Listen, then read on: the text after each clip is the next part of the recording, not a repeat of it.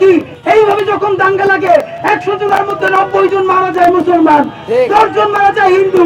এই 90 জন মুসলমানের নাম চাবি দেয়, তারা বলে 100 জন বেসামরিক নাগরিক মারা গেছে। এইসব ভণ্ডামি করে এখন আর পার পাওয়া যাবে না। আপনারা হিউম্যান রাইটস ওয়াচ 2019 সালে তারা বলেছে 2015 সালের মে থেকে 2018 সালের ডিসেম্বর পর্যন্ত 44 জনকে হত্যা করা হয়েছে শুধু গরু খাওয়ার অপরাধে। অথচ বাংলাদেশে অনেক ক্ষুদ্র নিগোষ্ঠীর মানুষ শুধু শকুন খায় না, তাদের শকুনের ফার্ম আছে, যাদেরকে আমরা উগ্রবাদী মৌলবাদী এরকম বলে ট্যাগ দেন। তারাও কোনোদিন কোন শকুন খাওয়ার অপরাধে কাউকে হত্যা করা তো দূরের কথা, কাউকে আঘাত করেছে এর নজির কি বাংলাদেশে আছে? আপনারা জানেন দর্শকদের আগাম মুক্তির দাবিতে যেইটা করা হয়েছিল, আমাদের মুসলমান বোনকে ধর্ষণ করেছিল, সেই দর্শকদেরকে আগেই আদালত তাদেরকে খারিজ দিয়ে দিয়েছে। ভারতে চাকরিতে বৈষম্যের শিকার মুসলিম নারীরা, এগুলো তো খুবই ছোট ব্যাপার, এগুলো আমরা বলতে চাই না।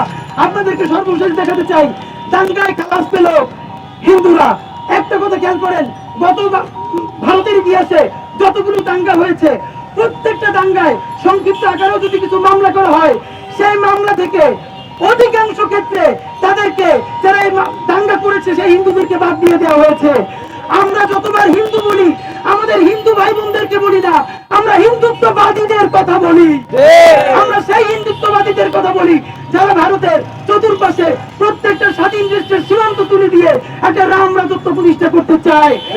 এই রমজান ছাড়া গত 5 বছরের প্রত্যেক রমজানে, প্রত্যেক হোলি উৎসবে বাংলাদেশের পুরান ঢাকায়, ঢাকা বিশ্ববিদ্যালয়ে আপনারা দেখবেন হিজাবি নিকাবধারী মেয়েদেরকেও ধরে ধরে রং দেওয়া হয়েছে, প্রতিবাদ করেছে, সেই প্রতিবাদকারীকে আরো উত্তপ্ত করা হয়েছে। আবারও বলতে চাই, ইনক্লুসিভ বাংলাদেশ প্রশ্নে হিন্দুত্ববাদী আগ্রাসন মানি না।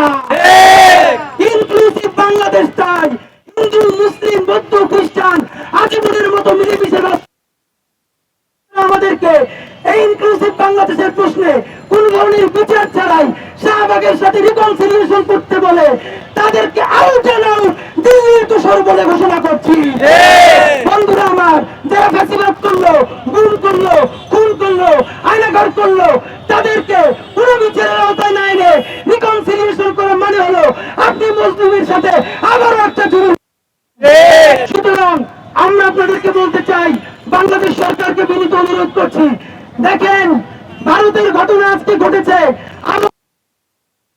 হচ্ছে, এখন যদি অতি উৎসাহী হয়ে বাংলাদেশের কেউ পুরো মন্দিরে হামলা করে দেয়, তাহলেই কিন্তু ভারতের মোড়ের মতো হবে।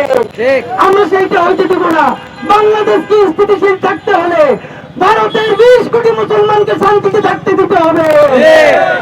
সুতরাং ভারত যেভাবে বারবার করে ভারতের নিরাপত্তার জন্য বাংলাদেশের স্থিতিশীলতা অত্যন্ত জরুরি, আজকে ডক্টর ইউনূস সাহেব, যিনি আমাদের সিপাহসালার, তিনি বলেছেন আমরা তো বড় মাঠের খেলোয়াড়, আমরা বড় মাঠে খেলতে চাই। আপনাকে ধন্যবাদ দিয়ে আরেকবার বলতে চাই, আজকে এই পররাষ্ট্র মন্ত্রণালয় ভারতের যে উগ্রবাদীরা হোলি রঙের কারণে আমার ভাইকে পিটিয়ে মেরেছে, মসজিদ থেকে দিয়েছে, আওরঙ্গজেবের কবর উচ্ছেদ করতে চেয়েছে, আজকেও 6 জনকে পিটিয়ে হত্যা করেছে, অতি দ্রুত তাদের ব্যাপারে অ্যাকশন নিতে বাংলাদেশের পররাষ্ট্র মন্ত্রণালয় বিবৃতি জারি করা হয়। সুতরাং আপনাদের মাধ্যমে জানাতে চাই, এই বিশ্বের শান্তিকামী জনতা, বাংলাদেশের জনতা চাচ্ছে ভারতের মুসলমানদের মানবাধিকার ফিরিয়ে দিতে হবে, খ্রিস্টান নারীদেরকে নিরাপদে বাঁচতে দিতে হবে, ভারতের প্রত্যেকটা ইঞ্চি ইঞ্চি মাটিকে এই জনগোষ্ঠীর সকলের জন্য নিরাপদ করে যদি তুলতে না পারে, ভারতের আগ্রাসন